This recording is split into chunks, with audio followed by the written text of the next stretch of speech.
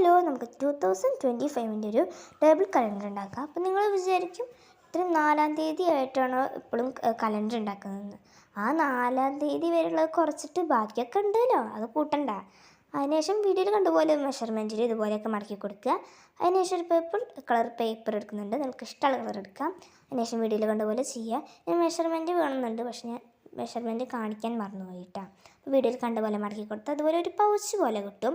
അത് നമ്മൾ 3 ചെയ്തെടുക്കുന്നുണ്ട്. ആ 3 ഇതുപോലെ കലണ്ടറിൻ്റെ ഇതിൻ്റെ മേലെ ഒട്ടിച്ച് കൊടുക്കുക. അതിനുശേഷം നമുക്ക് കുറച്ച് പേപ്പർ വേണം. അതുപോലെ കട്ട് ചെയ്തെടുത്തതിന് ശേഷം അതിൽ 1 മുതൽ 31 വരെയുള്ളതും ജനുവരി ഫെബ്രുവരിയും പിന്നെ അതുപോലെ തന്നെ സൺഡേ മണ്ടൊക്കെ എഴുതി കൊടുക്കുക. അതിനുശേഷം നമ്മളൊരു ഡെക്കറേഷന് വേണ്ടിയിട്ട് ഇതുപോലെ പൂമ്പാറ്റിനെ വെട്ടിയെടുത്തിട്ടുണ്ട്. 2025 എഴുതി കൊടുത്തിട്ടുണ്ട്. അപ്പോൾ ഇത്രയാണ് ഇന്നത്തെ കലണ്ടർ. എല്ലാവർക്കും കലണ്ടർ ഇഷ്ടപ്പെട്ടു എന്ന് വിചാരിക്കുന്നു. അപ്പോൾ വീഡിയോ ലൈക്ക് ചെയ്യുക, ഷെയർ ചെയ്യുക, സബ്സ്ക്രൈബ് ചെയ്യുക. അപ്പോൾ എല്ലാവർക്കും ബൈ.